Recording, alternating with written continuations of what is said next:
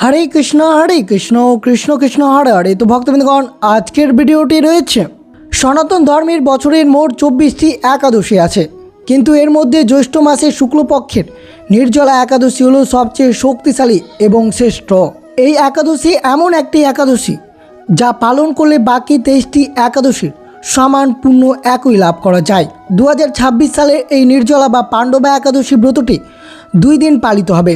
যে সকল ভক্তরা 25শে জুন বৃহস্পতিবার পালন করতে পারেন অথবা 26শে জুন শুক্রবার এই পাণ্ডবা নির্জলা একাদশীর ব্রতটি পালন করতে পারেন। আপনি যদি গৌড়ী ও বৈষ্ণব মতে বিশ্বাসী হন তাহলে অবশ্যই শুক্রবার পালন করতে হবে, আর যদি স্বার্থ মতে করতে চান তাহলে অবশ্যই 25শে জুন সোমবার এই পাণ্ডবা নির্জলা একাদশীর ব্রতটি পালন করতে পারেন।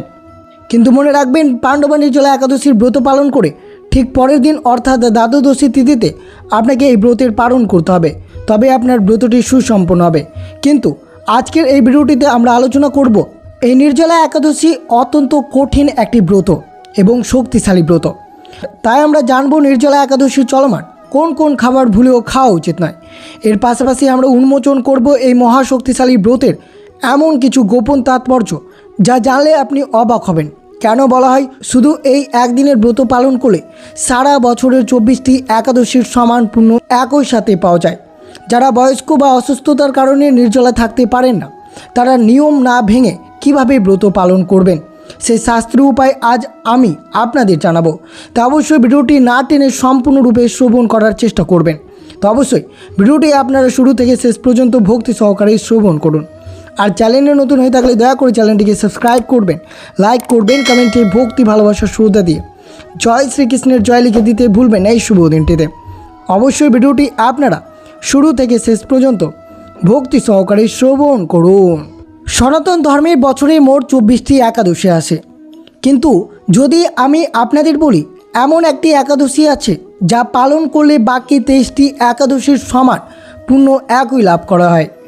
আজ আমরা কথা বলছি বছরের সবচেয়ে কঠিন, সবচেয়ে পবিত্র এবং সবচেয়ে ফলদায়ী ব্রত নির্জলা একাদশী বা পাণ্ডবা নির্জলা একাদশী বা ভীমসেনী একাদশীর সম্পর্কে। এই ব্রত এক ফোঁটা জল পান করা নিষেধ। নির্জলা একাদশীর গুরুত্ব বোঝানোর জন্য আমাদের ফিরে যেতে হবে মহাভারতের যুগে। পঞ্চপাণ্ডবের মধ্যে মহাবলী ভীম খেতে ভীষণ ভালোবাসতেন। যুধিষ্ঠির, অর্জুন, নকুল, সহদেব এবং মাতা কুন্তী সবাই নিয়ম করে একাদশী পালন করলেও ভীমের পক্ষে সারাদিন না খেয়ে থাকা অসম্ভব ছিল। এই নিয়ে ভীম খুব কষ্ট থাকতেন এবং ভাবতেন তিনি হয়তো শ্রী বিষ্ণুর কৃপা থেকে বঞ্চিত হচ্ছেন। তখন মহর্ষি বেদব্যাস ভীমকে একটি অসাধারণ উপায় বলে দেন। তিনি বলেন, হে ভীম, তুমি জ্যৈষ্ঠ মাসের শুক্লপক্ষের এই একাদশীতে অন্ন তো দূর, এক ফোঁটা জল পান না করে ব্রত পালন করো, তাহলে তুমি সারা বছরের সমস্ত একাদশীর পুণ্য একসাথেই পেয়ে যাবে। ভীম অত্যন্ত নিষ্ঠার সাথে এই ব্রত পালন করেছিল বলে একে ভীমসেনী একাদশী বলা হয়। এই ব্রত পালনের আশ্চর্য লাভ কী কী? সাধারণ মানুষরা এই কঠিন ব্রত পালন করলে তাদের জীবনে কী কী পরিবর্তন আসতে পারে? শাস্ত্রমতে এই নির্জলা একাদশী পালন করলে মানুষের জ্ঞাত এবং অজ্ঞাত সারে করা পাপ সমস্ত মুছে যায়। জীবনের সুখ, শান্তি এবং মৃত্যুর পর শ্রী বিষ্ণুর বৈকুণ্ঠ ধাম প্রাপ্তি হয়। মনে করা হয় এই ব্রত পালনকারীর আত্মাকে যমদূত নয় বরং স্বয়ং বিষ্ণুদূত এসে বৈকুণ্ঠে নিয়ে যায়।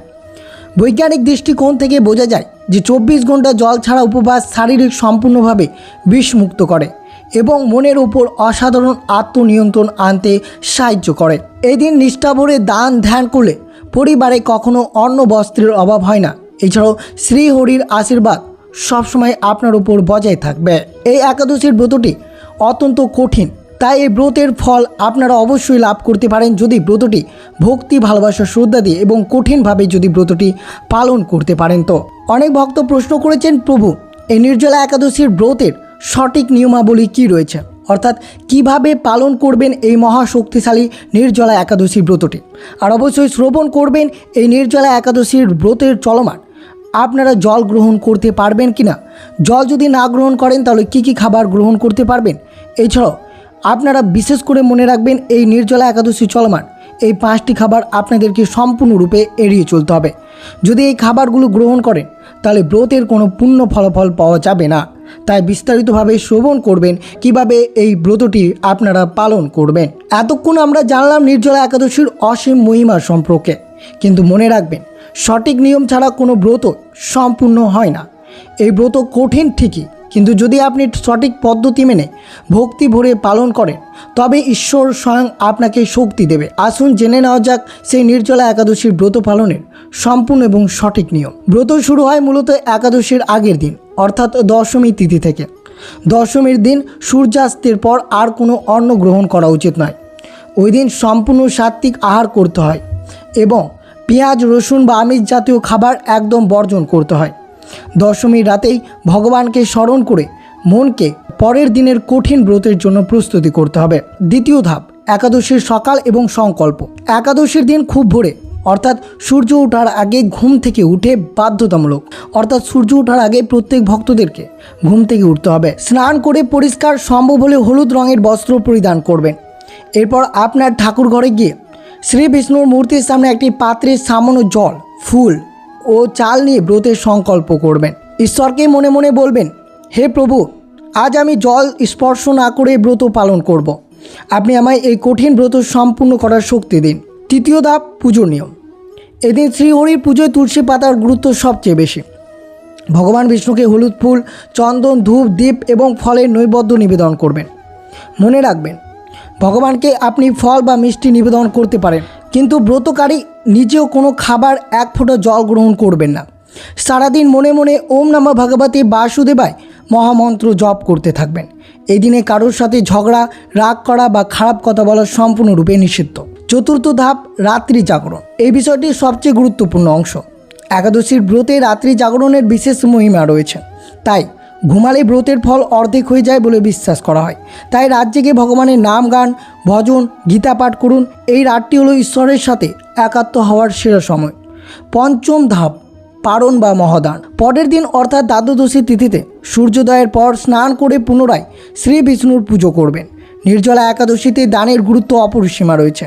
এই দিন কোনো অভাবী মানুষকে বা ব্রাহ্মণকে অন্ন, বস্ত্র, ছাতা, জুতো এবং সবচেয়ে গুরুত্বপূর্ণ একটি জল ভরা মাটির কলস দান করতে পারেন। দান পর্ব শেষ হলে পঞ্জিকায় দেওয়া সঠিক পালনের সময় ভগবানের চরণামৃত বা তুলসী পাতা দেওয়া জল পান করে আপনার এই মহা পবিত্র ব্রত সম্পন্ন হবে। কিন্তু এবার শ্রবণ করবেন, এই নির্জলা একাদশীতে জল এবং সম্পূর্ণ খাবার নিষিদ্ধ। তাই আপনারা যে সকল ভক্তরা এই ব্রতটি পালন করবেন তাদের জন্য এই 8টি খাবার সম্পূর্ণরূপে এড়িয়ে চলতে হবে। যারা ব্রত রাখতে গিয়ে অসুস্থবশত ফল বা অন্য কিছু গ্রহণ করেন তারা কি গ্রহণ করবেন, অর্থাৎ কোন কোন ফলমূল গ্রহণ করতে পারেন। কিন্তু মনে রাখবেন, এই নির্জলা একাদশীর দিন এই 8টি খাবার ভুলেও গ্রহণ করবেন না। তবে শ্রবণ করুন কোন কোন খাবার এই নির্জলা একাদশীর দিন খাওয়া সম্পূর্ণরূপে নিষিদ্ধ রয়েছে। নির্জলা একাদশী মানে হচ্ছে অন্ন এবং জল সম্পূর্ণ ত্যাগ করে শ্রীহরির আরাধনা করা। কিন্তু শিশু, বয়স্ক, অসুস্থরা যদি নির্জল উপবাস করতে না পারে অথবা ব্রতের আগের দিন দশমী এবং ব্রতের পরের দিন দ্বাদশী খাবারের গ্রহণের সময় কিছু ভুল করে বসেন, তবে ব্রতের সম্পূর্ণ ফল নষ্ট হয়ে যায়। পুরাণ অনুযায়ী একাদশীর আশেপাশে এমন 8টি খাবার রয়েছে যা গ্রহণ করা মহাপাপ। চলুন জেনে নেওয়া যাক সেই 8টি নিষিদ্ধ খাবার কি কি রয়েছে। প্রথমে রয়েছে চাল বা ভাত, সবচেয়ে বড় নিষেধাজ্ঞা। একাদশীর দিন ভাত বা চালের তৈরি যে কোনো খাবার এই নির্জলা একাদশীর দিন সম্পূর্ণরূপে নিষিদ্ধ। পৌরাণিক বিশ্বাস অনুযায়ী একাদশীর দিন পৃথিবীর সমস্ত পাপ চাল বা অন্নের মধ্যে আশ্রয় নেই, তাই এই দিনে ভাত খাওয়া আর পাপ গ্রহণ করার সমান। এমনকি ব্রতের আগের দিন রাতেও ভাত খেতে বারণ করা হয়। দ্বিতীয়টি রয়েছে যে কোনো ধরনের ডাল বা শস্য, মুগ, মসুর, ছোলা বা যে কোনো ডাল বা গম, জব, ময়দার তৈরি খাবার এই নির্জলা একাদশীর দিন ভুলেও ছোবেন না। এই জাতীয় শস্যদানা হজম হতে সময় নেয় এবং শরীরে আলস্য তৈরি করে, যা ঈশ্বরের আরাধনার বাধা সৃষ্টি করে। 3 নম্বর রয়েছে পেঁয়াজ বা রসুন। পেঁয়াজ ও রসুনকে তামসিক খাবার বলা হয়। এগুলো মানুষের মনে রাগ, কাম এবং অহংকার জন্ম দেয়। তাই একাদশী, দশমী, দ্বাদশী এই 3 দিন পেঁয়াজ রসুনযুক্ত খাবার রান্না করা বা খাওয়া থেকে সম্পূর্ণ দূরে থাকতে হবে। 4 নম্বর রয়েছে মাছ, মাংস, ডিম। এটি বলার অপেক্ষায় রাখে না যে একাদশীর পবিত্র দিনে যে কোনো ধরনের আমিষ খাবার গ্রহণ করা মহাপাপ। কেবল একাদশী নয়, ব্রতের আগের দিন বা পারণের দিনেও বাড়িতে যেন কোনো আমিষ খাবার প্রবেশ না করে সেই দিকে কড়া নজর রাখতে হবে। 5 নম্বর, বেগুন বা ছিম জাতীয় সবজি। শাস্ত্রমতে একাদশী এবং তার আগের দিন বেগুন খাওয়া একবারে উচিত নয়। এছাড়াও শিম বা বীজ জাতীয় সবজি এই সময় বর্জন করা উচিত, কারণ এইগুলোকে এই বিশেষ তিথিতে অপবিত্র এবং ব্রত ভঙ্গের কারণ হিসেবে ধরা হয়। তাই নির্জলা একাদশী ব্রত পালন করে জল এবং এইসব খাবার কিছুতেই গ্রহণ করবেন না। 6 নম্বরে রয়েছে সর্ষের তেল বা তিল তেল। একাদশী ব্রতের সর্ষের তেল খাওয়া বা শরীরে মাখা দুটোই নিষেধ। যদি আপনি অসুস্থর কারণে কিছু খেতে বাধ্য হয় তবে তা ঘি, মাখন বা বাদাম তেল রান্না করা উচিত। এছাড়াও তিল বা তিলের তৈরি কোনো খাবার এই দিনে গ্রহণ করা নিষিদ্ধ রয়েছে, তাই বিশেষ করে সতর্ক থাকবেন। সামুদ্রিক লবণ বা সাধারণ লবণ। আপনি যদি নির্জলা থাকতে না পেরে ফল বা ফলের রস খান তবে মনে রাখবেন তাতে ভুলেও সাধারণ বা রোজকার রান্নার লবণ মেশাবেন না। একাদশীতে কেবল সৈন্দব্য লবণ ব্যবহার করার নিয়ম রয়েছে। 8 নম্বর রয়েছে পান বা সুপারি। সনাতন ধর্মের পান খাওয়াকে ভোগ বিলাসের প্রতীক হিসেবে ধরা হয়। একাদশীর দিনটি হলো আত্মসংযম এবং ত্যাগের দিন, তাই এই দিনে পান, সুপারি বা যে কোনো ধরনের নেশাজাতীয় দ্রব্য গ্রহণ করলে শ্রী বিষ্ণু অত্যন্ত রুষ্ট হন। তাই এই 8টি খাবার থেকে দূরে থাকবেন। শুদ্ধ মনে শ্রী হরির নাম জপ করলে নির্জলা একাদশীর পূর্ণ ফল লাভ করতে পারবেন। তাই আপনারা শ্রবণ করলেন এই নির্জলা একাদশীর দিন কোন কোন খাবার আপনারা এড়িয়ে চলবেন। অনেক ভক্ত প্রশ্ন করেছেন, প্রভু এই নির্জলা একাদশী জল ছাড়া ব্রত যদি আমরা করতে না পারি তাহলে কি এই ব্রতটি আমরা করতে পারবো না?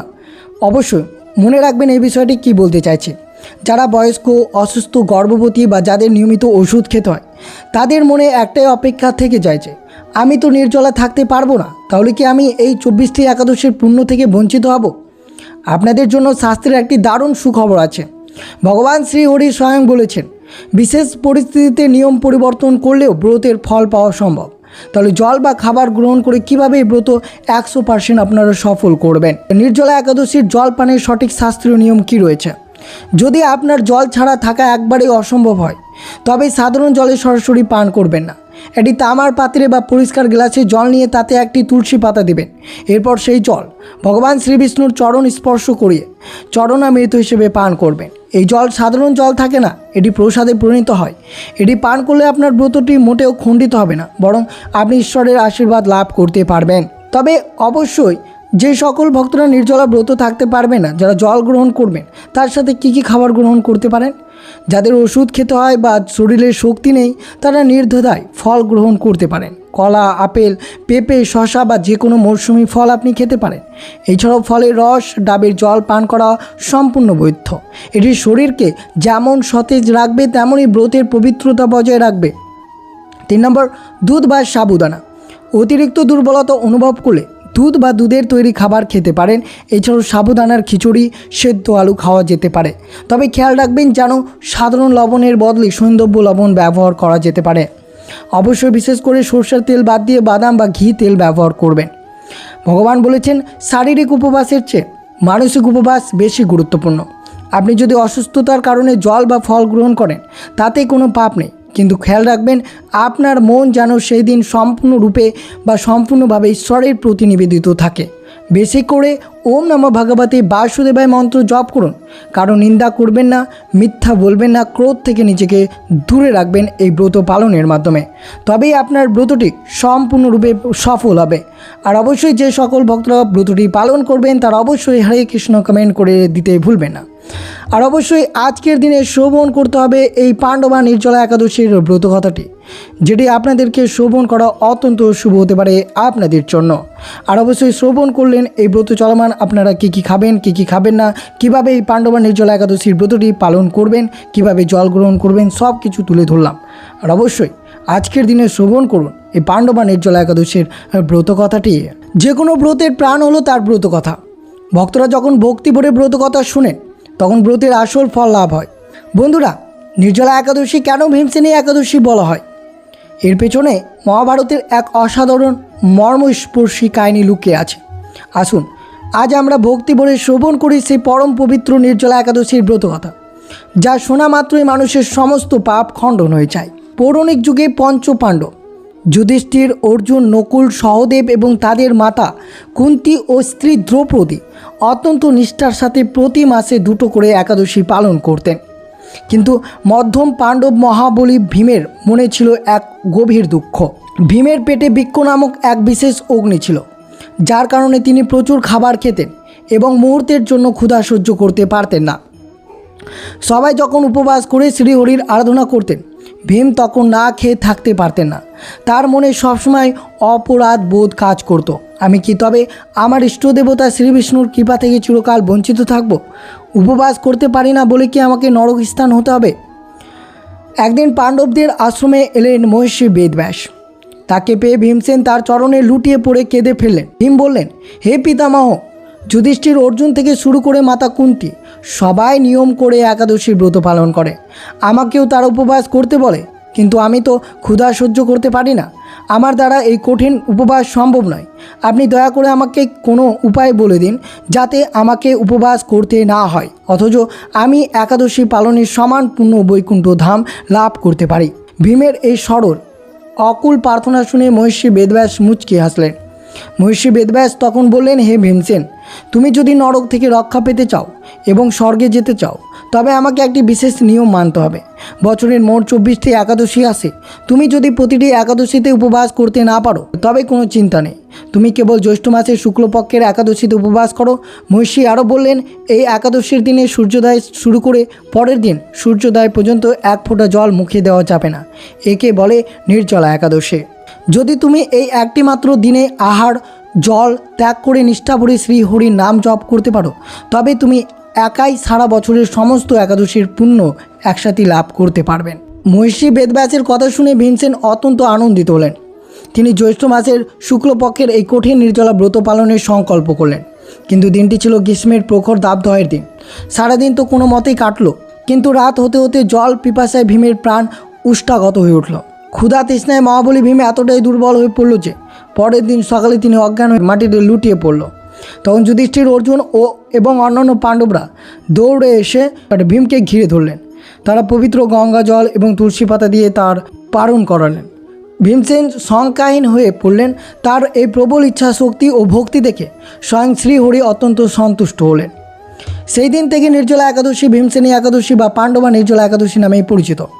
বন্ধুরা, শাস্ত্রে বলা হয়েছে, যে ব্যক্তি ভক্তি ভরে এই ব্রতকথা পাঠ করেন বা শ্রবণ করেন, তার জীবনে অন্ন বস্ত্রের কোনো দিনও অভাব হয় না। শ্রীবিষ্ণুর আশীর্বাদে তার সমস্ত পাপ ধুয়ে যায় এবং তিনি সশরীরে বৈকুণ্ঠ স্থান লাভ করে। তো অবশ্যই আপনারা শ্রবণ করলেন এই মহাপবিত্র নির্জলা একাদশীর ব্রত কথাটি। আর অবশ্যই আপনাদের সাথে সব কিছু বিস্তারিতভাবে তুলে ধরা হলো।